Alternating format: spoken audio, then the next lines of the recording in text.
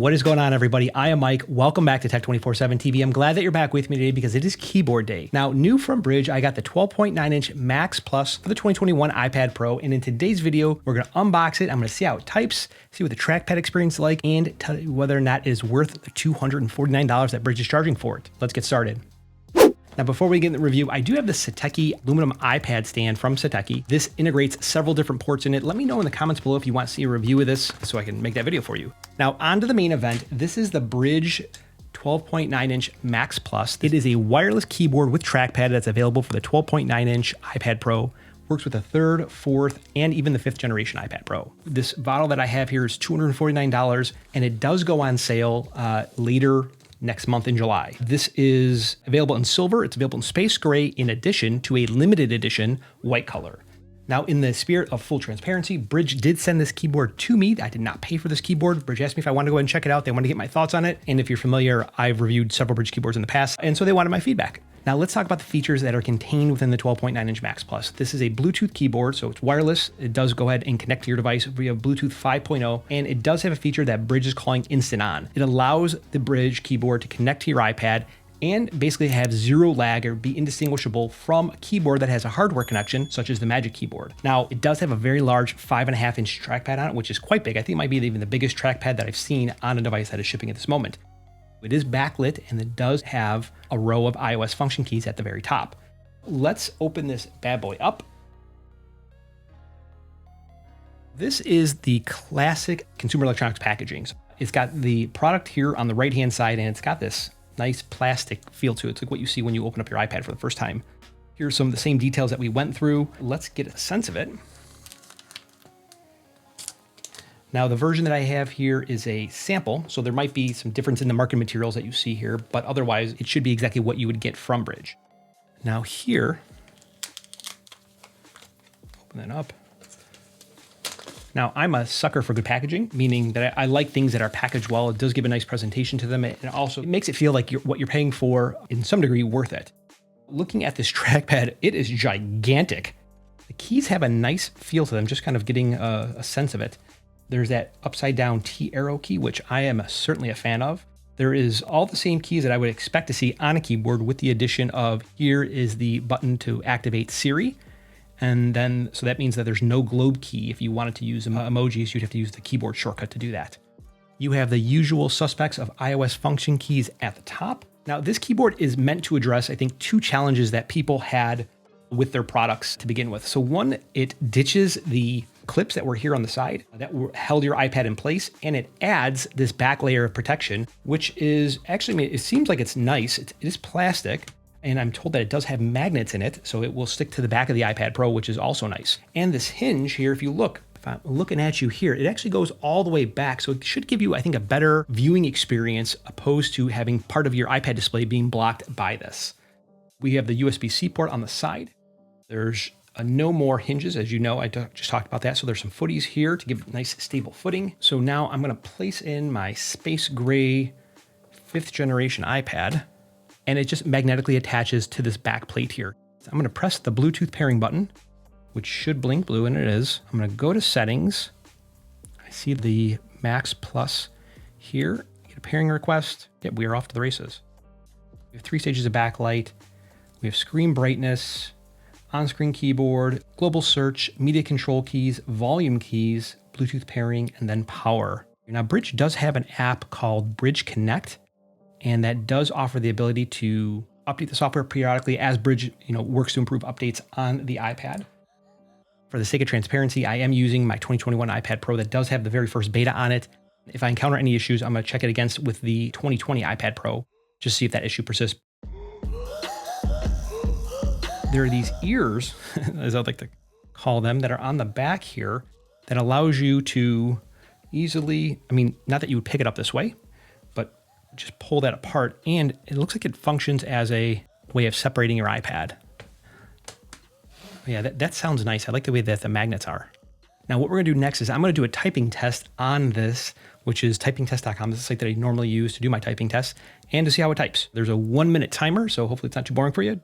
Now, I'm someone that can get close or get accustomed to typing in about 15 minutes worth of usage. Whoops. and I normally type, I think, about 55 words a minute. So not too fast. Okay, analyzing results. 59 seconds, typing test, 54 words per minute, 96% accuracy, 52 words, kind of the net result. I would say that it is a pretty good typing experience. This is my tabletop's a little bit higher than I would probably say normally like, but it does feel like a classic Brydge keyboard. And Brydge, in my opinion, has a good typing experience. This is a keyboard where the keycaps themselves are fairly flat. They do have a good feel to them in terms of responsiveness. They type well, and I'd say that feels like any other Brydge keyboard that I've typed on. Now, when I did talk to Brydge, they told me that they changed the resistance curve just a little bit to tweak it, so it should feel still like a Brydge keyboard mostly does, a little bit more resistance than the 12.9-inch Brydge Pro Plus. In terms of this trackpad, it is quite big. It's 5.5 inches by 3.3 inches. So again, it is quite big. Now, in terms of the clickability, now it's not the type of trackpad where the top of it is clickable. I'd say up along the top here, that is not clickable, but I wonder if it's still tappable. So up at the top, like if I click up here, sorry, if I tap, I would go like, let's just say I open Notes. If I go to Notes and I tap on it, it does open. So even though the very top portion is not clickable, you can still tap to click by turning that on, which is great. Now, there are going to be two critical aspects to any keyboard. Does it type well, which I think we established it does type well, and how good does the trackpad work if you're using a trackpad? And so we are using a trackpad. Let's check out the gestures that are in iPadOS and see how well they render themselves with this. Now, Apple and Brydge work together on fine-tuning the software, so this should give us an experience that is somewhat, if not exactly like what you see on the Magic Keyboard. I am right now on Apple's website. This is for iPadOS gestures, and I am just reading through these. So click with one finger. We know that already works. I opened up Maps. Click and hold, press and hold with one finger, and that should give me, yep, contextual menu. That's absolutely right. Drag, if I click and drag, that works as well. Wake iPad, iPad is awoken. Go home, use one finger to swipe the pointer past the bottom of the screen. The dock appears, swipe past that again. So swipe down, and there we go. Yep, so that works as expected. View slide over. I don't think I have any apps open in slide over. Use one finger to swipe the pointer past the edge. So that works exactly how you expect it to. One finger, swipe over to the right, hides it, swipe again, pulls it out. And there's even this like cool little arrow key that shows that it's discoverable there. In terms of the next one, view slide over, open control center. So use one finger to move the pointer to the select status icon, then click. Yep, that is there. Open notifications. Time, yep, there you go. The additional gestures for the Magic Trackpad 2 and keyboard. Scroll up or down using two fingers. Scrolling with two fingers works. Scroll left or right. Just scrolling left or right without pressing down, that works as well. Zoom, we already established that works. Go home is three fingers up, works well. Open the app switcher, so it's three fingers up and then hold, works as well. And it shows a little slide over window right there. Switch between apps, three fingers. Yep. Today's view is not in iPadOS 15, so I don't think this is going to work, but we'll try. When the home screen or the lock screen is visible, okay, so home screen, it does work. It just brings up the, I guess, what was the home screen view. Secondary click with two fingers to show the quick actions menu like icons. There, if I go, let's go to here, the camera. But that's just like, so I never understood this gesture because it's just like the single finger click and hold. Right here. So those are all the gestures that are supported on the iPad. You know, there is one gesture that this person asked me about, and I've never heard it. This feature allows you to use one finger on the trackpad where you can double tap and hold your finger and select text. Let's go to draft since I have that in here. I know I have text. Double tap to drag. 1, 2, and then hold. That works. That works as expected. It's double tap to drag. So I guess from a like for like scenario, in everything that I've tested, there's other gestures that you want me to test, let me know down below. But these gestures are exactly how they would work in terms of like for like what iPadOS supports and what this trackpad can do. So I don't know of any other gestures, even that one that the person just told me, which was double tap to drag. Now, looking at the weight of the keyboard, it's 2.3 pounds by itself. And when we add this in, we are at 3 pounds, 11.6 ounces.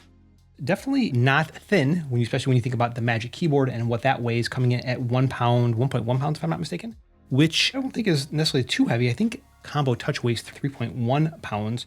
Depending on what your appetite is for this type of weight, it may or may not be attractive to you. Some people are going to look and say it's way too heavy. I'm going to go with the Magic Keyboard, and that's your personal choice. Some people I know really like the look of this, the brushed aluminum, the typing experience. They like how it resembles a MacBook. This has a very unique style and a very unique appeal to people. People I know who just like the way that it looks, and they appreciate, the aesthetics of it. If you like the look of your MacBook Pro, the way that this keyboard looks is unique to a Brydge product. And quite frankly, they do offer a good typing experience.